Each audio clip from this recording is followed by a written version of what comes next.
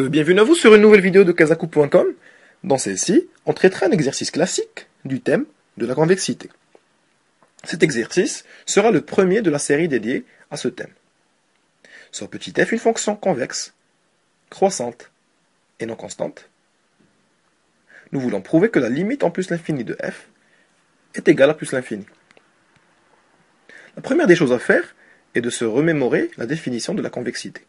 Lorsque f est convexe, soit on va utiliser l'inégalité de Jensen pour n égale à 2, soit utiliser la croissance de la pente de f. Moi, je choisis d'utiliser la croissance de la pente de f. Alors, ceci veut dire que si je prends a strictement positif, je vais considérer la pente en a, GA, qui pour chaque x nous associe f de x moins f de a sur x moins a. Alors, GA est croissante. Ce qui s'interprète par le fait que si je prends un petit b strictement positif et un x supérieur ou égal à b, je trouve que f de x, GA de x est supérieur ou égal à GA de b. Ce qui signifie autrement, donc GA de x supérieur ou égal à G de b se lie également f de x moins f de a sur x moins a supérieur ou égal à f de b moins f de a sur b moins a.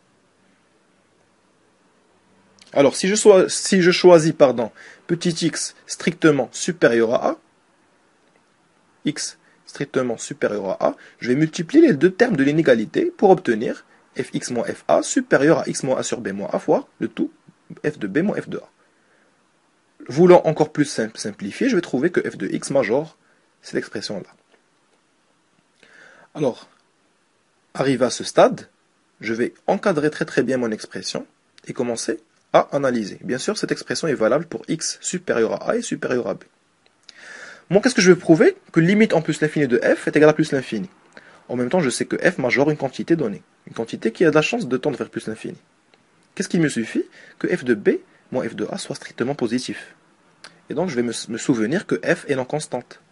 Puisqu'elle est non constante, il existe forcément un petit a et un petit b, qui sont donc tels que b strictement supérieur à a, et f de b différent de f de a.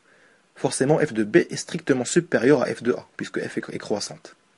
Je vais retourner à ma formulation, et le f de b moins f de a est dans ce cas strictement positif. J'en déduis forcément que la limite de f est égale à plus l'infini.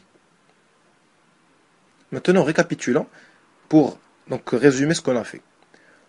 Nous avons choisi, dans un premier temps, petit a et petit b qui vérifient cette condition. D'accord ? Après, qu'est-ce qu'on a pris? On a pris la croissance de la pente de f. GA de x supérieur à GA de b. Et après, on en a déduit que la limite en plus l'infini de f est égale à plus l'infini. Je vous remercie pour votre attention et à la prochaine vidéo de Kazaku.com.